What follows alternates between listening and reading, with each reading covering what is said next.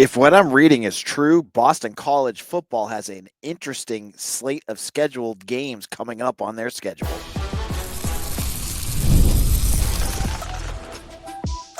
You are Locked On Boston College, your daily podcast on the Boston College Eagles.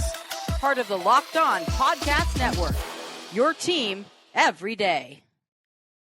Hello, everyone, and welcome. This is Locked On Boston College, your team every day. I'm your host, AJ Black of Eagle Insider. Thank you all for joining us on today's show. We have a jam-packed episode today. More players lost in the transfer portal for BC basketball. Well, one, I should say. We're going to look at a new target for Boston College from a state that no one will ever guess. And let's get into some schedule rumors, some that I can't believe that I'm actually reading. Let's kick it off with the rumors because, hey, this is a fun one. So if you folks are on Twitter and you're a BC fan, you know about BC Bob. We don't know who BC Bob actually is. Some of you may. I don't know who he is. But one thing he has been is he's usually right. This is a guy, he is a burner account. He nailed the Bill O'Brien news. He's nailed a few other things that have popped up. And so when he posts things and he's usually certain about it, there's something worth watching what he says. And so I'm going to present what he said, that he said that there's games coming up, and he had some future football games for Boston College. I'm not going to present them because I like to put these up on my reels, and sometimes you can't read them. Well, he said football is working on some big games next year for the next few years. 2026, Tennessee and Ireland opening weekend. 2027, Notre Dame and Italy opening weekend. 2028 and 29 versus Penn State. There in 28 and here in 29. Only thing holding up is Penn State wants BC at Gillette. That, my friends, are some bombshells. I don't know if we have Bob bombshells or whatever, but do these make sense? Let's look at the schedule. So 2026, if you were to go to Ireland to play Tennessee, which I don't like, you do not need to. I am very clear on this. A school like Boston College does not need to be scheduling playoff caliber teams out of conference. When you have Clemson, you have Florida State when they're better, you have Miami, you've got enough tough games. You're not a good enough program to be scheduling games like this. So I hope this isn't true. That being said, Ireland's fun. So hopefully that would be a fun game to have. Now, looking at 2026, your out-of-conference schedule is missing a game right now. You have Rutgers on 9:05. You have, Cincinnati on 9:05 at Cincinnati. You have home against Rutgers on 9:12 and home against Maine on 9:19. So technically, you could have a week 0 game against Tennessee, and that would make a lot of sense. It would be a brutal game, and do they have?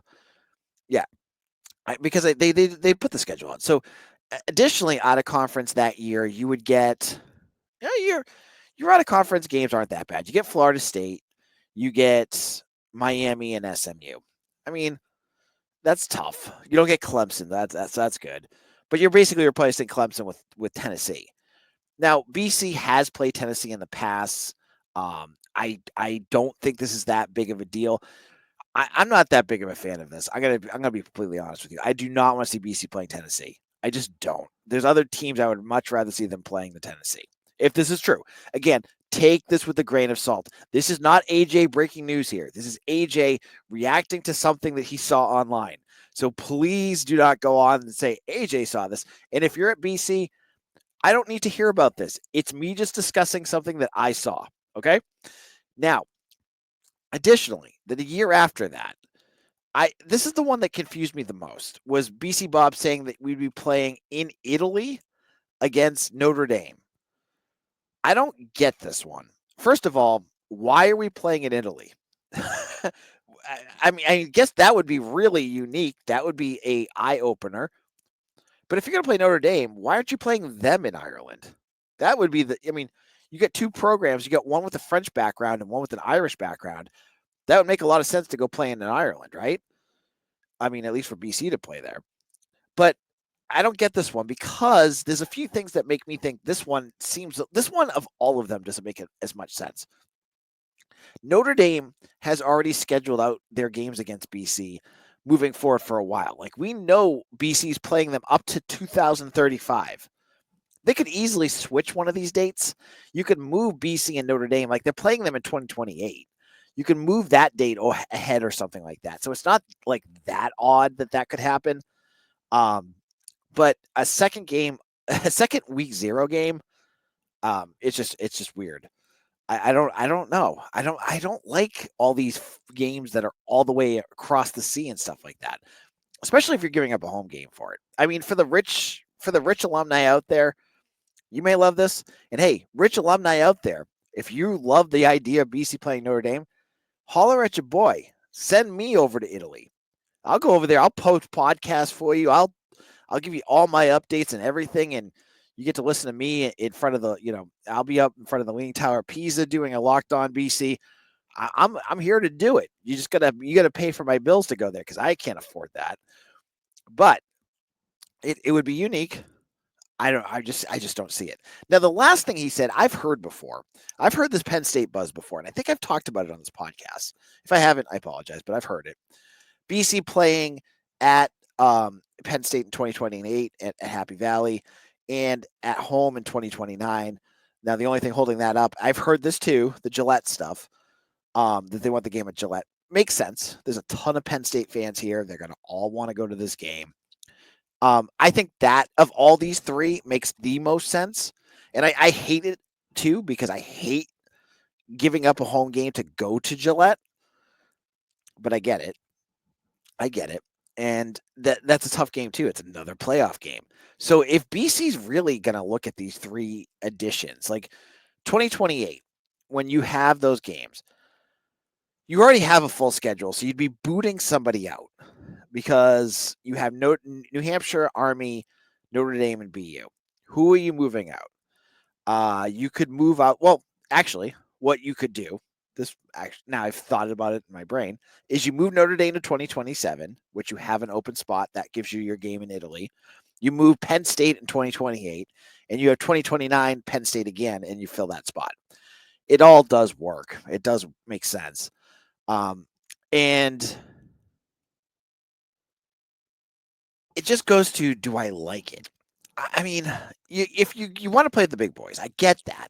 But I want to see Bill O'Brien be successful. And to do that, you got to stack wins.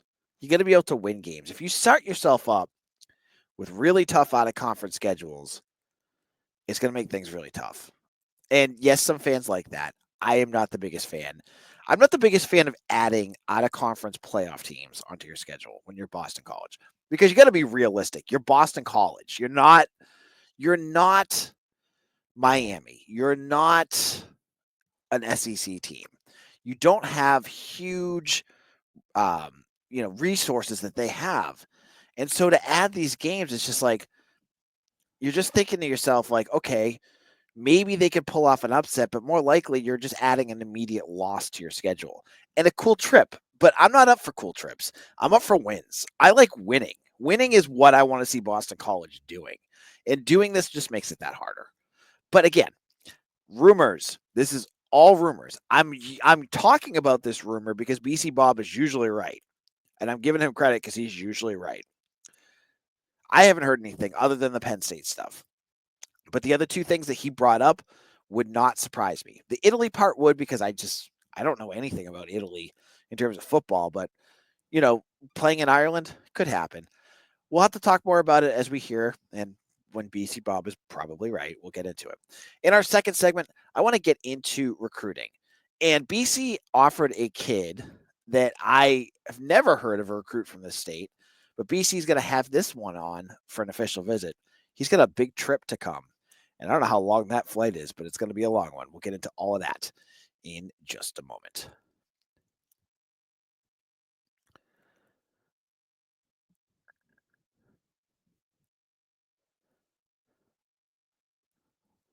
Get the supplies you need from the site made for the skilled trade. Supply House. Whether you're in plumbing, HVAC, or electrical work, Supply House is the reliable way to order products online.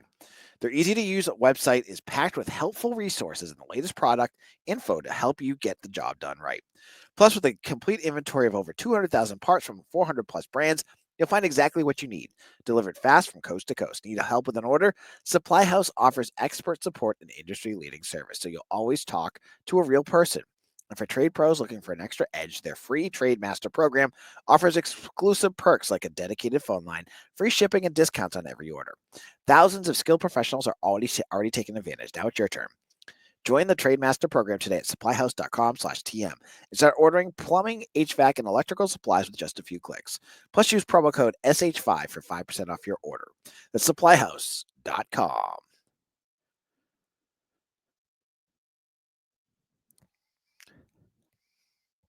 Locked on Boston College. This is AJ Black of Eagle Insider. Now, I want to thank all of our everydayers. If you press play on my show every day, I love you. I'm just going to say that. You guys are the best. And I want to thank each and every one of you that does take the opportunity to listen to our show and get your Boston College news here. And I do appreciate you. And so I wanted to make sure that you heard that. When you're done this and you've listened to all the other episodes from this week, and if you haven't done that, that's your homework right now. Listen to every episode of Locked On BC. Go check out Locked On ACC with Kenton Gibbs and Alex Dono. They're talking about the coaching changes in college basketball in the ACC, the tournament, how the Duke's doing. Go check that out on YouTube, wherever you get your podcast. Now, let's get into a little recruiting news. Recruiting has been red hot at BC. Saturdays especially. They've had 2 Saturday practices. The last one was a scrimmage. And they have been jammed packed with recruits from all over the place. These have been big time practices. Additionally, we've heard a ton about official visits, and I have an official visit tracker up on Eagle Insider where you can find out who they are, what the latest news is. I've got it all. I got it. If you want it, you can come get it. But I want to give you a little nugget, okay? Because I love weird recruiting news. When you get a punter from Ireland, I love it. When you get Reed Harris from Montana, it gets me happy. But this one floored me. On Monday, I reported after the Polynesian Bowl that Boston College is going to getting a official visit from Deuce Alafalula, and he is from Anchorage, Alaska. He is the highest rated recruit from the state of Alaska in the past 10 years. Now, you're going to be saying, well, AJ, is there good recruits from Alaska? And here's my response. I have no idea. I have never heard of a recruit from Alaska. If you were to ask me to think of a player from Alaska that's played in the NFL or college level, I don't think I could tell you. I can definitely tell you, I don't think I've ever heard of anyone from BC playing football from Alaska. I don't think I've ever met anyone at Boston College from Alaska. They don't need to be on the football team. This dude looks mean. He looks like a type of player you do not want to meet in a back alley, because this guy looks physical. He looks big, and man, I want him on our team. And instead of botching up his name for the next 5 minutes, I'm just going to call him Deuce from now on, because I'm not. I need a pronunciation guide for this last name. It's a long one. But where is BC at with this? They have an official visit with him. He is coming all the way from Anchorage, Alaska, to Boston College. Now, talk about culture shock here. I mean, I don't know. Maybe there's history here where he knows Massachusetts, but he's coming not just from California to Massachusetts. He's coming from Alaska. That is dedication. Whew. So he's got an official visit at the end of June. He's also looking at some other schools, including Boise State, Washington State, Nevada, and Arizona. So if local schools are important to him, let's be honest, none of these schools are local. It's like, do I want to take a 7-hour flight, or do I want to take a 13-hour flight? Or do I want to take a 18-hour flight to Massachusetts? I don't know how long it takes to get from Alaska. You can hit me up in the comments and tell me, because I have not been to Alaska. I do want to go there, just haven't been there yet. But you folks have been asking me, and I believe I talked about it on a previous episode. AJ, where's the defensive tackle recruiting going? Here you go. Deuce. Deuce is one of your guys. You got Deuce. You got Carmelo McKenzie down in um, IMG Academy. We have DeAnthony Lafayette, who I just talked about the other day. He is listed as an edge, but I see him much more as a defensive tackle.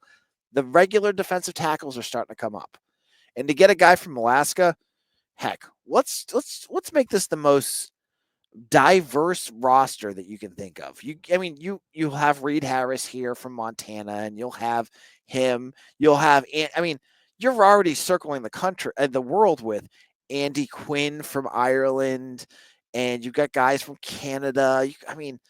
It's crazy. I saw this and my eyes like bugged out. I was like, really? That's interesting.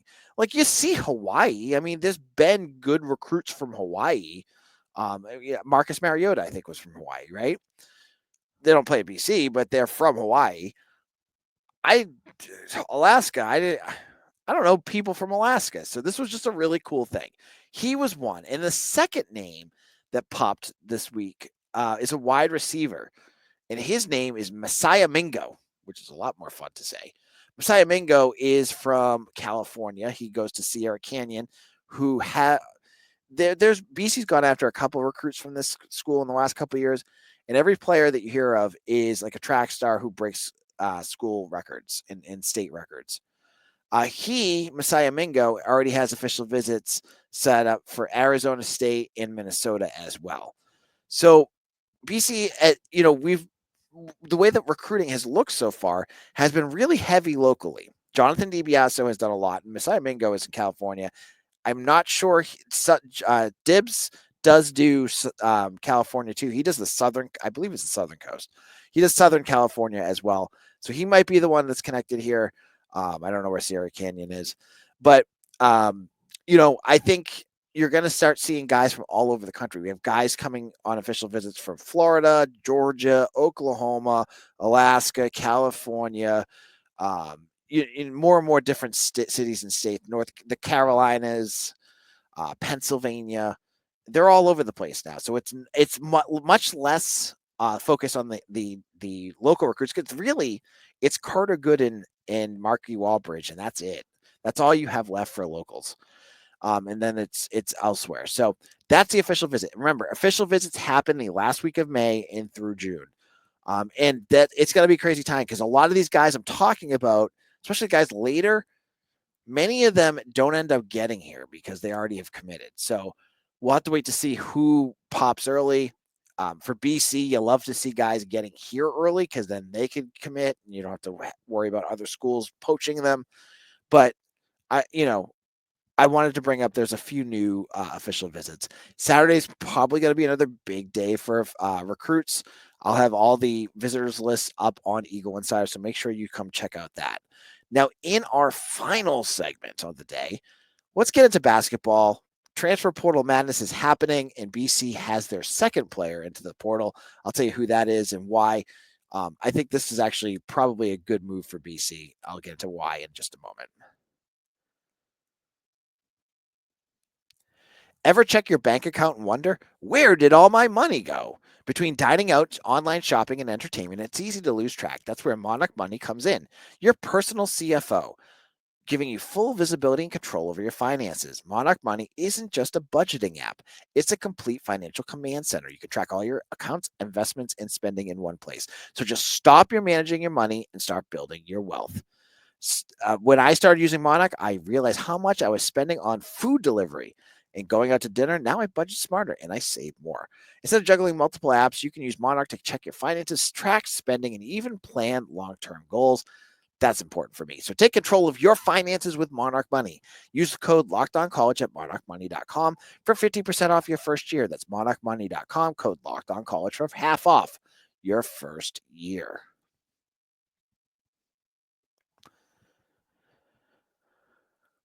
Wrapping things up here on Locked On Boston College, I want to tell you guys, if you've not checked out the Amazon Fire TV channel for March Madness with the Locked On local experts, I got to recommend it, and I'll tell you why in just a second. The NCAA tournament is here, and so is the Bracket Breakdown. Locked On Podcast Network and Amazon Fire TV channels are teaming up to deliver NCAA tournament coverage like never before. Watch studio shows featuring former players and Locked On's local experts as they guide you through every upset, buzzer beater, and bracket matchup. Stream it all for free on Amazon Fire TV channel. Search Bracket Breakdown to see it all for free. It's your team every day.